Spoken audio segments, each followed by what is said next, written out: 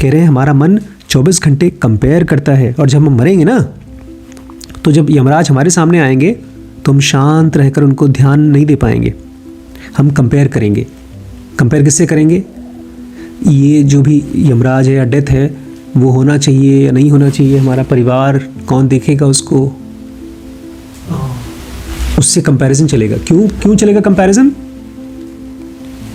क्यों चलेगा कंपैरिजन? क्योंकि जीवन भर वही करते हैं। क्योंकि हमने जिंदगी भर वही किया है, हमारा माइंड वही कर रहा है, पैरों से चला है, हाथों से लिखा है, मुंह से खाया है, तो वही करेगा। भूत प्रेत बेचारे जो मर जाते हैं, वो जिंदगी भर चूंकि केवल खाए और खाए हैं, मरने के बाद भी उनको खाना ही चाहिए होता है। जिस घर में रहे हैं उसी के आसपास घूमना चाहते। हमारे दिमाग में चलता है कंपैरिजन और चलता है कंडेमनेशन। कंडेमनेशन मतलब इसने मेरी जिंदगी नरक बना दी थी, इस बुढ़िया की वजह से, इस बुढ़े की वजह से, इस लड़के की वजह से, इस बॉस की वजह से, इस बीमारी की वजह से मैं बीमार, मेरी ज़िंदगी ख़राब थी। ये है कंडेमनेशन जो हमारे दिमाग में 24 घंटे चलता है। कृष्णमूर्ति कह रहे हैं कि एक ऐसा अटेंशन आपको चाहिए जिसमें कंडेमनेशन ना हो, जिसमें कंपैरिजन ना हो। और एक और बड़ी ख़ास चीज़। नमस्कार दोस्तों, स्वागत है आपका इस सीरीज़ में जिसको हम कहते हैं चॉइसलेस अवेयरनेस।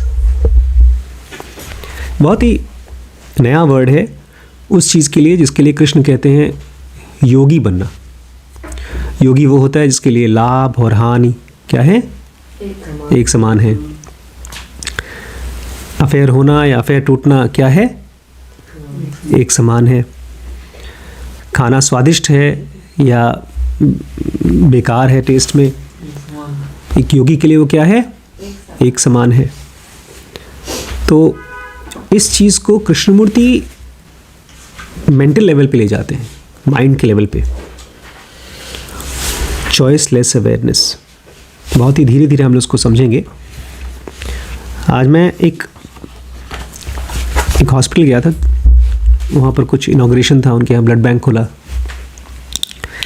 किसी चीज़ के बारे में सुनना अलग है, उसको जाकर देखना अलग है।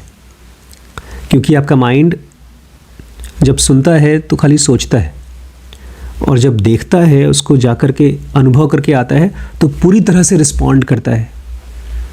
क्या वो एक्चुअल सोचता है? तो जब हम लोग वहाँ घूम के आए तो मैं डॉक्टर रिम्पी की तरफ देख रहा था।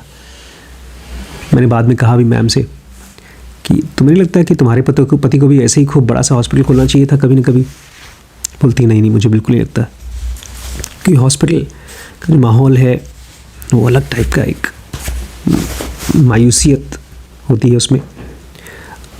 वो लोग बहुत इम्पोर्टेंट काम कर रहे हैं, लोगों की जान बचा रहे हैं, लेकिन हम लोग अभी फ़िलहाल वो नहीं है। मैंने कहा थैंक गॉड, नहीं तो अगर वो ऐसी वाइफ नहीं होती तो फिर मेरे बहुत से ऐसे फ्रेंड्स हैं जो योग ध्यान वगैरह सीखना चाहते हैं, लेकिन उनकी वाइफ्स धक्का मारती हैं, नहीं हॉस्पिटल खोलो, बड़ा काम करो, फैलाओ काम।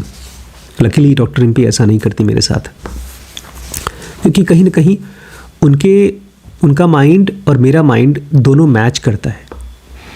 इससे पहले कि हम लोग चॉइसलेस अवेयरनेस को थोड़ा सा और पढ़ें, मैं यहाँ पर रिपीट करना चाहता हूँ, बताना चाहता हूँ कि ये माइंड क्या होता है, जो मैंने कल गरिमा को सिखाया था। आप लोगों के हिसाब से माइंड क्या होता है? कोई ऐसी चीज़ जो मुझे नहीं पता। कोई ऐसी चीज़ जो मुझे नहीं पता। हमारे थॉट्स जो निकलती है उस पर जो काम करते हैं, जो हमारे थॉट्स निकलते हैं श्रवण के हिसाब से, उस पर हम जो काम करते हैं, वो गरिमा, वैभव, माइंड एक तरीके से प्लेटफॉर्म है जहाँ थॉट्स आते हैं। गरिमा के हिसाब से एक प्लेटफॉर्म है जहाँ पर थॉट्स आते हैं। कैसे आते हैं थॉट्स? इम्पल्सेस से आते हैं। Very good. आज गरिमा लेकर गई थी गिटार, यूकुलेले, यही पॉइंट दिखाने के लिए। उसमें ज़नुंगा में कहते हैं कि हमारा माइंड एक गिटार की तरह है या एक तबले की तरह है, और जब गिटार पे ऐसे टंग करके बजाया जाता है या जब तबले को मारा जाता है तो उसमें से आवाज़ आती है। तो हमारा माइंड भी एक ऐसे ही इंस्ट्रूमेंट है, और जब उस पर इम्पल्स पड़ता है तब उसमें से आवाज़ आती है। वो आवाज़ है थॉट। ऐसे एक एक एक एक एक एक थॉट्स जो बार बार चलते हैं, उसका गुच्छा है माइंड। अब दो लोगों के थॉट्स का गुच्छा जब एक जैसा होता है तो होती है फ्रेंडशिप। अब मैं गया हॉस्पिटल, मैं भी गया, डॉक्टर भी गई। अगर हम दोनों का थॉट्स, हम दोनों का माइंड उस हॉस्पिटल को देखने के बाद वैसा ही नहीं महसूस करता तो हम लड़ाई करते। ऑलमोस्ट हर बार जब पापा मम्मी कहीं मार्केट जाते हैं, अब तो जाते ही नहीं मार्केट साथ में, बड़ी मजबूरी में जाते हैं, लड़ाई करके आते हैं। क्यों? क्योंकि एक सामान को देख करके उन दोनों के माइंड में, मतलब उस सामान को देखते हैं, आंखों से ब्रेन में पहुंचा सामान, तबला बजा और आवाज़ आई, तो मम्मी की आवाज़ अलग आती है, पापा की आवाज़ अलग आती है। तो बेचारे साथ में रह कर के भी उनकी बहुत परफेक्ट दोस्ती नहीं है, परफेक्ट यूनियन नहीं है। अगर आपको ये समझ में आ जाए कि माइंड क्या है, तो आप धीमे धीमे अपने माइंड को चेंज भी कर सकते हैं। क्योंकि हम सब चाहते हैं, एक बहुत अच्छी संस्था बनाना चाहते हैं, एक बहुत स्ट्रांग ग्रुप बनाना चाहते हैं, जहाँ पर ढेर सारे लोग काम करें, खाली पैसे कमाने के लिए नहीं, बल्कि फ्री होने के लिए, पीसफुल रहने के लिए और अंततः एनलाइटेंड होने के लिए, ताकि जब मौत आए, मतलब एक मौत वाला जब इम्पल्स आए, तो हमारा माइंड, हमारा थॉट्स क्या बोले? वही बोले जो नचिकेता ने बोला था। क्या बोला था, याद है? नचिकेता के बारे में ज़्यादा जानते नहीं आप लोग ना? वो विश्वामित्र की कुछ थे क्या? आप उसकी स्टोरी देखिएगा, बहुत बढ़िया फिल्म बनाई गई है उसके ऊपर। भारत एक खोज श्याम बेनेगल ने बनाया है, बहुत आर्टिस्टिक तरीके से। नचिकेता एक लड़का है और उसके पिताजी बीमार हैं, ब्राह्मण हैं, और जब वो मर रहे हैं तो वो दान दे रहे हैं सबको, तबीयत ठीक करने के लिए ब्राह्मणों को दान दे रहे हैं। तो नचिकेता बोलते हैं, अरे आप ये तो सब बीमार गाय दान दे रहे हैं, कोई अच्छी चीज़ दान करिए। तो गुस्से में उसने कहा, तुझे ही दान दे दूंगा मैं, तुझे तो यमराज को दान दे दूंगा, मतलब तू मर क्यों नहीं जाता? और इस चीज़ को सुन करके नचिकेता क्या बोलते हैं, ठीक है फिर मैं जा रहा हूँ। फिर वो चले गए, बुद्ध की तरह अपना घर छोड़ के चले गए।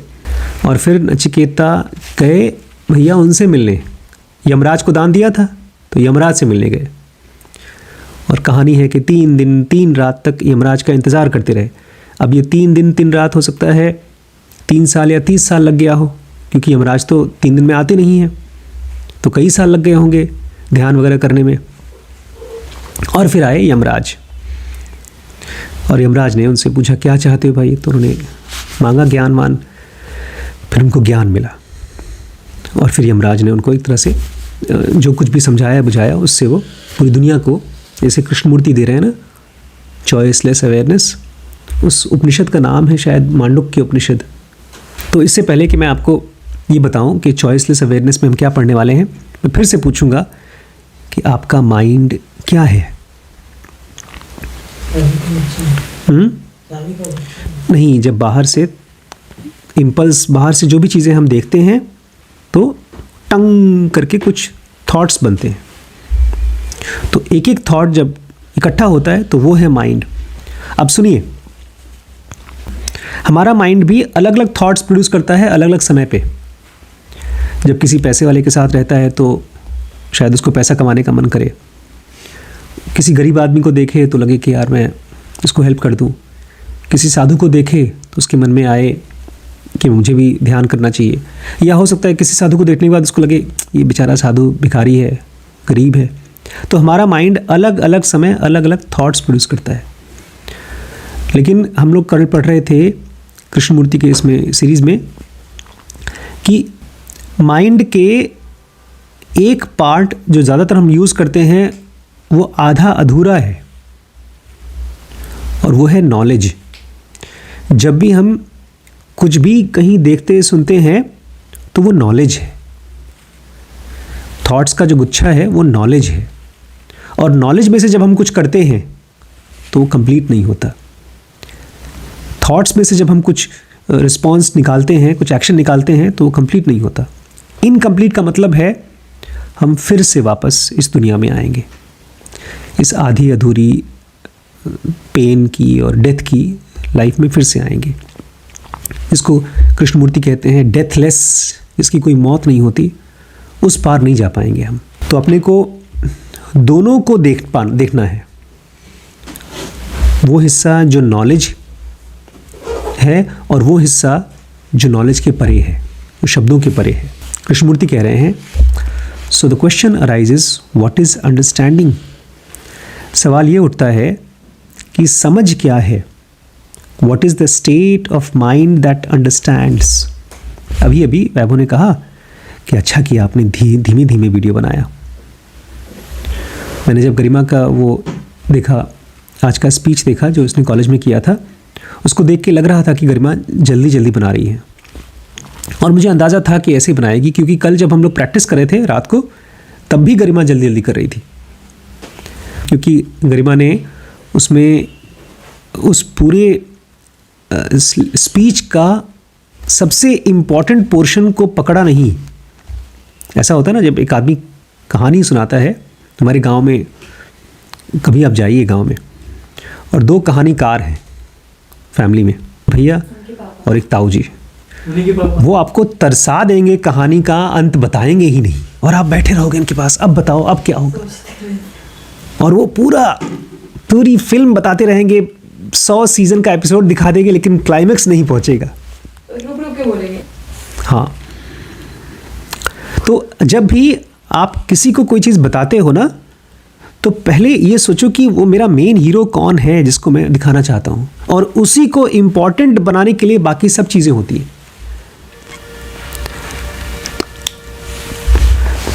तो जो धीरे धीरे जब हम कोई चीज़ करते हैं ना, तब पहली बार हमको समझ में आता है कि हमारी कहानी का मेन हीरो क्या है। हमको क्या आता है जब हम कोई चीज़ धीरे धीरे करते हैं, तो हमको क्या आता है, समझ में आता है। तो कृष्णमूर्ति कह रहे हैं, क्या होती है समझ, what is understanding, what is the state of the mind that understands. Mind का वो कौन सा स्टेट होता है जिसमें वो समझता है। अरे आज मैंने बड़ी अच्छी चीज़ खोजी है, उसका नाम है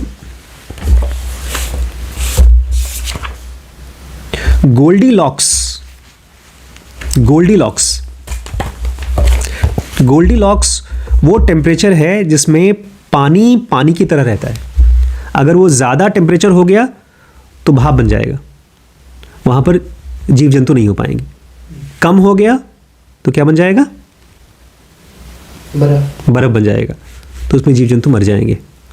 तो वो परफेक्ट टेम्परेचर जिसमें वो पानी रहता है, जिसमें जीव जंतु जिंदा रहते हैं। सबसे ज़्यादा पॉपुलेशन चाइना में और इंडिया में है।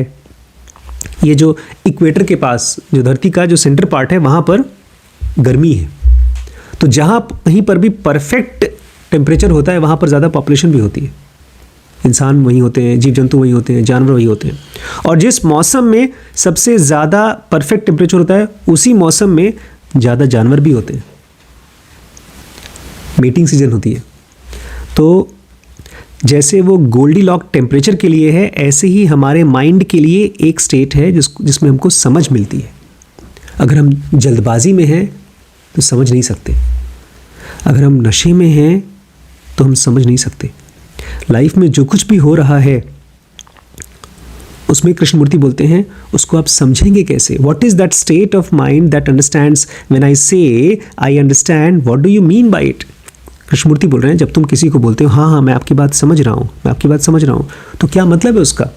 ये भी बहुत इंपॉर्टेंट चीज़ है कि जब हम किसी से बात करें या कुछ पढ़ें या कुछ देखें या सोचें, तो हम अपने आप से पूछें, क्या मैं सही चीज़ समझ पा रहा हूँ। जैसे आज आपने एक सेंटेंस बोला, मेरे साथ और ज़िंदगी में और बुरा क्या हो सकता है। ऐसा मत बोला करिए। ज़िंदगी बहुत एक्सपर्ट डायरेक्टर प्रोड्यूसर है। जब कुछ बुरा हो जाएगा और आप बोलेंगे और क्या बुरा हो सकता है, तो और दो झापड़ मार के आपको और बुरा दिखा देगी। मतलब जो लोग भी बुराई देख चुके हैं ना, वो जानते हैं कि भैया ज़िंदगी ने जो दिया है ना वो अच्छा ही है, इससे और बुरा हो सकता है। क्योंकि जितनी भी आपने ज़िंदगी बुरी जी है ना, उससे भी बुरा जी चुके हैं ये दोनों। ये दोनों ये तो है। आप भी जी चुकी हैं, गांव में रह चुकी हैं, बड़ी छोटी मम्मी के गांव में रह चुकी हैं, और अभी भी अगर आपको गांव जाना पड़ जाए तो बुरा ही है। तो कृष्णमूर्ति कह रहे हैं what do you understanding is not mayor intellectual. जब भी हमारे दिमाग में जब कोई थॉट चलता है तो वो अंडरस्टैंडिंग नहीं है। इंटेलेक्चुअल मतलब हमने कहीं पढ़ा या किसी बड़े समझदार आदमी की बात सुनी और हमने उसको बोल दिया। तो कृष्णमूर्ति कह रहे हैं वो चीज़ अंडरस्टैंडिंग नहीं है। आज इसका स्पीच इसलिए गड़बड़ हुआ क्योंकि ये स्पीच समझी नहीं थी, इसने रटा था। It is not the outcome of argumentation. एक और चीज़ है जो अंडरस्टैंडिंग नहीं है। ये बड़ा इंपॉर्टेंट है कि आप अपने आप से पूछें कि क्या क्या चीज़ अंडरस्टैंडिंग नहीं है, तब आपको मिलेगा क्या चीज़ अंडरस्टैंडिंग है। इसको शास्त्रों में कहा जाता है नेति नेति। अगर आप परफेक्ट चीज़ करना चाहते हैं तो आप परफेक्ट नहीं कर सकते हैं, जो इम्परफेक्ट होता है उसको निकाल के फेंक सकते हैं। तो कृष्णमूर्ति कह रहे हैं सबसे पहला तो जो भी आपके मन में बड़ी बड़ी बातें आ रही हैं वो अंडरस्टैंडिंग नहीं है। दूसरा, अगर आप अपने दिमाग में या किसी से बहस करते हैं कि देखो वो आदमी ये कह रहा है और मैं ये कह रहा हूँ, इसलिए मेरे हिसाब से ये सही है, मेरे हिसाब से ये सही है, ये है आर्ग्यूमेंटेशन, बहस, वो भी अंडरस्टैंडिंग नहीं है। It is nothing to do with acceptance, denial और कन्विक्शन। 3 चीज़ें और हैं जो समझ नहीं है। वो हमारी सब चीज़ हमारे दिमाग में चलती हैं, 24 घंटे चलती हैं। Number 1 acceptance. यार ये कह रहे होंगे तो ये बात सही है, यही बात होगी। नहीं, ये आपकी अंडरस्टैंडिंग नहीं है, खाली आप चुपचाप एक्सेप्ट कर लिए। अगर कृष्ण कह रहे हैं कि आत्मा अमर है तो अमर ही होती होगी, ये जानने के बाद भी आप मरेंगे और फिर से पैदा होंगे और फिर से मरेंगे और फिर से पैदा होंगे, आप कृष्ण की अमरता को नहीं जान पाएंगे। एक्सेप्ट कर लेंगे तब भी। अगर आप बोलते हैं नहीं कृष्ण झूठ बोल रहे हैं, प्रूव करके दिखाओ, तो ये है डिनायल, ये भी अंडरस्टैंडिंग नहीं है।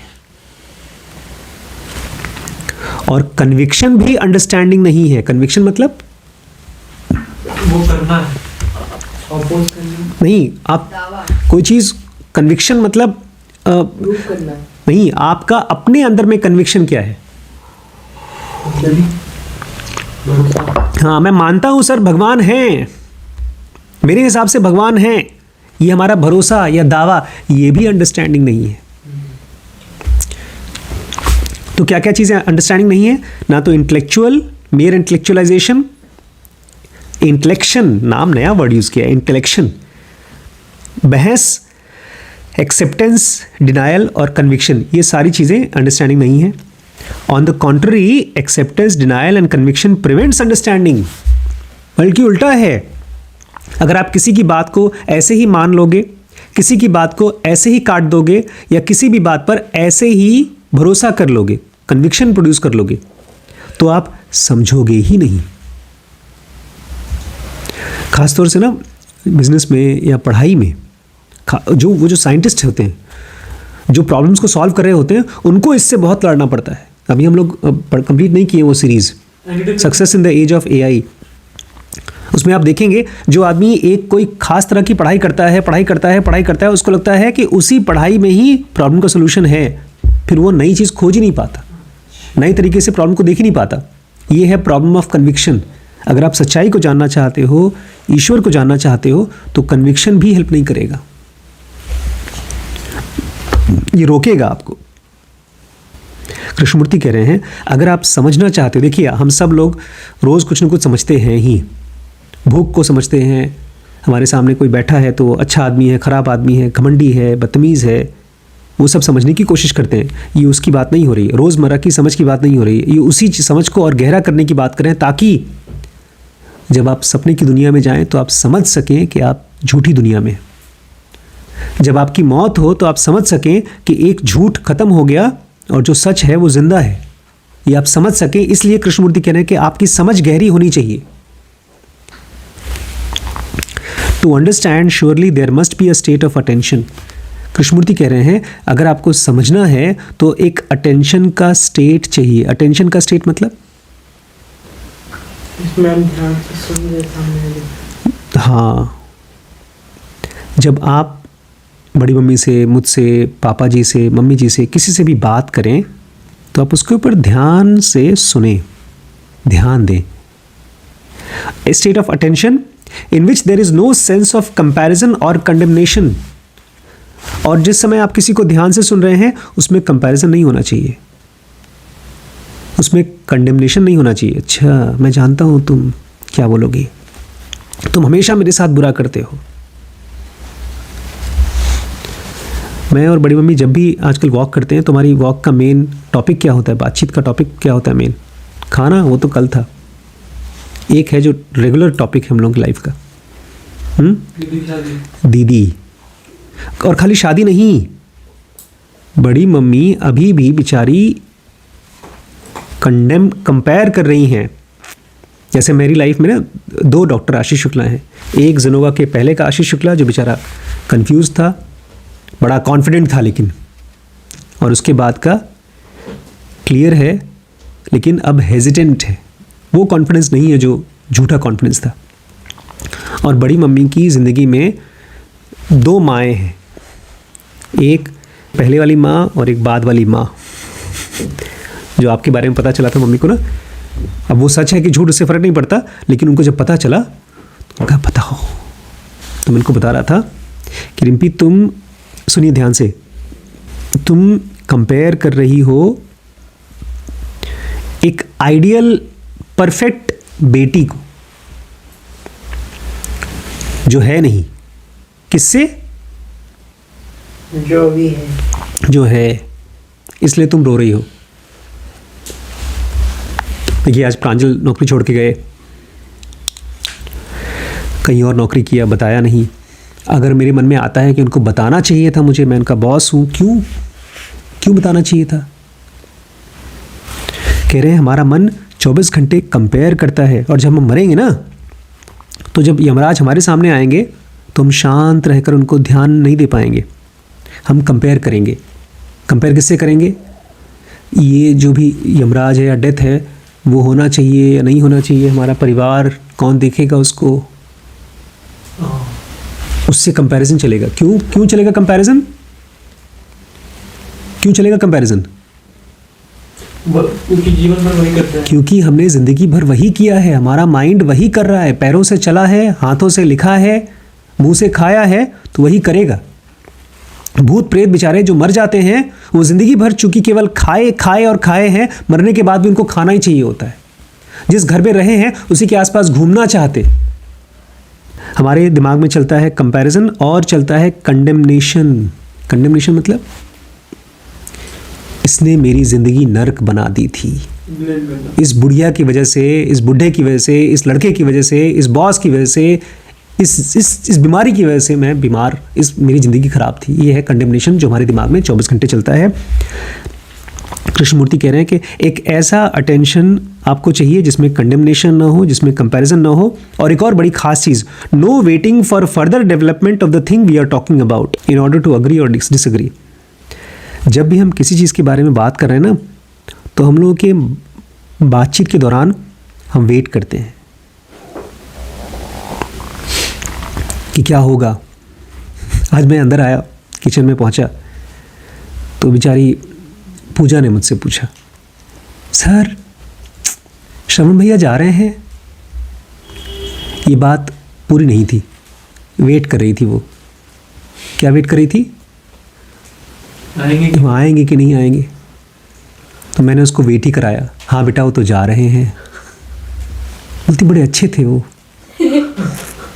उनका स्वभाव बड़ा अच्छा था, अनुज भैया की तरह नहीं थे, वो बातचीत करते थे। कहा अनुज भैया बेचारे अलग हैं, ये अलग हैं। बोलती वो आएंगे नहीं। मैंने कहा बेटा देखो भगवान का तो भगवान ही जाने, जब दर्शन देंगे भगवान तो दर्शन देंगे, नहीं तो नहीं देंगे। जब भी कोई इंसान किसी से बात करता है ना, तो वो वेट करता है। किस चीज़ का वेट करता है? ये बड़ी बहुत सटल चीज़ है, सबलाइम चीज़ है। सबलाइम क्या होता है? सबलाइम मैंने अभी उस क्लास में बताया आपको, हिडन पोटेंशियल में। सबलाइम शब्द को यूज़ करके मैंने आपको ब्यूटी के बारे में बताया कि कैसे कृष्णमूर्ति बोलते हैं कि खूबसूरती बाहर नहीं होती, जब आप कोई फिल्म देखते हो, पहाड़ देखते हो और पता नहीं कौन कौन चीज़ बताई, उसके बाद मैंने कहा सबलाइम मतलब देखिए, एक ऋषि मुनि धरती पे नहीं रहता। जो बुद्ध थे ना, जब आंख बंद करके ध्यान करते थे तो वो धरती पे नहीं रहते थे, वो सबलाइम स्टेट में रहते थे। वो खाने पर बहुत ज़्यादा उनका वो नहीं था, खाने पर डिपेंड करें। उनकी स्टेट इंडिपेंडेंट थी फिजिकल एलिमेंट से, वो सबलाइम था। हमारा माइंड अभी भी रिस्पॉन्ड करता है क्रूड चीज़ों को। जैसे एक जानवर है, उसको जब अपना शिकार दिखता है तो रिस्पॉन्ड करता है। हम भी फिजिकल चीज़ों को देखते हैं और रिस्पॉन्ड करते हैं। सबलाइम चीज़ें हमें परसीव ही नहीं होती, दिखती ही नहीं है। कह रहे हैं क्योंकि हमारा थॉट अभी बहुत क्रूड चीज़ों को देखता है, खटखट रिस्पॉन्ड करता है, फटाफट दुखी होगा, फटाफट खुश होगा। वो समझ नहीं पाता क्या हो रहा है। हमारे पास अंडरस्टैंडिंग नहीं है। अंडरस्टैंडिंग के लिए चाहिए एक तरह का अटेंशन। आप ध्यान से सुने, एक ऐसा अटेंशन जिसमें कंपैरिजन नहीं होना चाहिए, एक ऐसा अटेंशन जिसमें कंडेमनेशन, किसी की बुराई नहीं होनी चाहिए, और एक ऐसा अटेंशन जिसमें आप वेट नहीं कर रहे हैं कि सामने वाला बोल क्या रहा है, बोल क्या रहा है, बोल क्या रहा है। नहीं, आप ध्यान से उसको सुन रहे हैं। No waiting for further development of the thing we are talking about in order to agree और डिसअग्री। पता है वेटिंग किस चीज़ का वेट करते हैं जब हम किसी को सुनते हैं? रिजल्ट या अपनी बात बोलने। अग्री या डिसअग्री। जैसे अगर मुझे उसने कहा, पूजा ने कहा, या कल रेखा ने कहा, रेखा कल पूजा से भी अच्छा खाना बनाती है, वो वहाँ चिक्की पाकी के घर पे खाना बनाती थी, तो कल हम लोग को मिली, वहाँ एक दुकान में मिली। 5 मिनट हमने बात की, तो वहाँ छोड़ दिया उसने, चिक्की पाकी के यहाँ जॉब छोड़ दिया। तो उसने अपने पुराने मालिकों के बारे में पहले अच्छा बोला, बोलते तो पहले भैया हमको डांटते थे, दीदी नहीं डांटती थी, लेकिन अब तो दोनों ही वैसे हो गए हैं। इतना बोलने के बाद में वो वेट कर रही थी कि दीदी अग्री करती है कि नहीं अग्री करती। समझे? जैसे मान लीजिए आप मुझसे कहें, अरे वो दिलीप सर ना बहुत बेकार आदमी है, अगर आप मेरे बहुत अच्छे दोस्त हैं, और उसके बाद अगर मैं अच्छा दोस्त हूँ तो मैं बोलूँगा हाँ यार सही कहा तुमने, तब दोनों की अच्छी दोस्ती हो जाएगी और तब हम सिक्योर महसूस करेंगे। ये हम 24 घंटे हर एक काम में करते हैं। लोगों से बात करते समय अग्री या डिसअग्री, जब भी हमारे दिमाग में हाँ या ना होगा तो वो अंडरस्टैंडिंग नहीं है, वो समझ नहीं है। क्योंकि कोई भी चीज़ हाँ या ना नहीं होती, हर चीज़ क्या होती है? बदलती रहती है। जो चीज़ कल हाँ थी हो सकता है आज ना हो जाए। इसलिए कृष्णमूर्ति कह रहे हैं जब तुम किसी चीज़ को देखते हो तो उसको थॉट से डिस्टर्ब मत करो, उसको कंपैरिजन से डिस्टर्ब मत करो। देयर इज एबियंस और सप्रेशन ऑफ ऑल ओपिनियन। एबियंस का मतलब क्या होता है? खात्मा। जब आप समझते हैं किसी चीज़ को, सारे थॉट्स का, सारे ओपिनियंस का खात्मा हो जाता है। आपको क्या लगता है सर, इनके बारे में क्या लगता है आपको? ये कैसे आदमी हैं? शादी करनी चाहिए कि नहीं करनी चाहिए? ये पढ़ाई करना चाहिए नहीं करना चाहिए? ये सब ओपिनियंस हैं। आप कहीं से सुनते हैं, कहीं से पढ़ते हैं, आपको कुछ अच्छा लगता है, बोलते हैं। वो सारे ओपिनियंस खत्म हो जाते हैं जब आप अंडरस्टैंडिंग में पहुंचते हैं। आप केवल सुन रहे हैं, किस लिए? To find out. आप जानना चाहते हैं, आप जानना चाहते हैं। कह रहे हैं जब आप किसी भी चीज़ को, किसी भी इंसान को सुनते हो तो आपका अप्रोच होना चाहिए इंक्वायरी वाला। इंक्वायरी मतलब अभी हम लोगों ने कुछ दिन से वीडियोस डालना शुरू किया है इंस्टाग्राम पे, और एक तरह से लॉटरी लग गई। पैसा तो नहीं मिला कुछ, लेकिन वीडियोस को व्यू बहुत मिल रहे हैं, 3-4 वीडियोस को। जब किसी वीडियो को व्यू मिल जाता है, पता है हमारा माइंड क्या करता है? देखो इसमें ना ये आदमी ने ये कहा था और इसीलिए ये वायरल हुआ है वीडियो। हाँ, अपने हिसाब से ही कुछ हिसाब लगा करके और बोलेगा मैं जानता हूँ इसीलिए ऐसा होता है। इंक्वायरी बंद हो जाती है। अभी भी मैं जानता नहीं हूँ कि वो वीडियो वायरल क्यों हुआ। अपने जब हिसाब से एक ओपिनियन बना लेता है, उसको बोलते हैं इंक्वायरी। जैसे उसको बोलते हैं लैक ऑफ इंक्वायरी। कृष्णमूर्ति बोल रहे हैं अगर आप किसी चीज़ को समझना चाहते हो तो आपका माइंड होना चाहिए इंक्वायरी का, which means you don't start from conclusion. इसका मतलब है कि तुम कंक्लूजन से शुरू नहीं करते, तुम पहले से मान के नहीं शुरू करते कि इसी वजह से हो रहा है। कोई चीज़ क्यों हो रही है, तुम कंक्लूजन समझते हैं ना। एंड में जैसे गरिमा ने कहा कि मेरी ज़िंदगी में क्या और बुरा हो सकता है, ये एक कंक्लूजन था कि ये बुरा है। मुझे भी ऐसा लगता था जब मेरा ब्रेकअप हुआ था, तो मुझे भी यही फील हो रहा था कि इससे बुरा हो ही नहीं सकता। लेकिन आज मुझे लगता है कि जो कुछ मेरी ज़िंदगी में हो रहा है वो बहुत अच्छा हो रहा है। Last line, therefore you are in the state of attention which is really listening. इसलिए अगर आप अंडरस्टैंडिंग वाले स्टेट में जाना चाहते हो तो आप एक ऐसी स्टेट ऑफ अटेंशन में होते हो, अटेंशन मतलब ध्यान में होते हो, जहाँ पर आप सचमुच में सुन रहे हो। विचार, कंक्लूजन्स, ओपिनियंस, ये सब आकर के आपको डिस्टर्ब नहीं करते, आप खाली उसको सुनते हो ध्यान से, सुनते हो ध्यान से, सुनते हो ध्यान से। मैंने देखा है जब विशाल है, जब उससे बात करो तो बहुत ध्यान से सुनता है, क्योंकि वो बात तो समझता नहीं है, उसको मेरी भाषा तो आती नहीं कुछ, तो वो अंदाजे लगाने की कोशिश करता है कि सर तो गुस्सा है कि नाराज़ है, कोई अच्छा बोल रहे हैं, ख़राब बोल रहे हैं, बस सुनता है ध्यान से। मैंने पूछा आज, क्या रे आज तो फिरदौस को बंदरों से बचा रहा था, तू नहीं मार दिया? फिरदौस की आंख पे चोट लगी है ना, मुझे पता नहीं चोट कैसे लगी। फिरदौस मुझे बता रही थी सर बंदर ने मारा। मैंने कहा बंदर ने आंख में मारा? बोलती नहीं बंदर ने मारा, फिर भैया आए थे बचाने के लिए, विशाल भैया, फिर झाड़ू चलाए, फिर पता नहीं क्या हुआ, फिर मैं समझ नहीं पाया, मुझे लगा कि कुछ एक्सीडेंट टाइप का हो गया। तो मैंने उसको पूछा कि तूने उसको बचाया कि मारा? बोलता है हाँ सर मैंने ही किया। अब वो समझे, मैं समझूं। जब आप विचारों को पकड़ते हैं तो खट खट खट खट अपने ओपिनियंस में जाते हैं, लेकिन जब आप दो लोग नहीं जानते एक दूसरे को तो ज़्यादा सुनते हैं आप। तो उसी को बोल रहे हैं कि अगर चॉइसलेस अवेयरनेस में जाना चाहते हैं तो ऐसा स्टेट बनाइए जिसमें आप रियली सुने, ध्यान से सुने। A state where you are really listening, जहाँ आप सचमुच में सुन रहे हैं, थॉट्स डिस्टर्ब नहीं कर रहे हैं आपके। कल और पढ़ते हैं।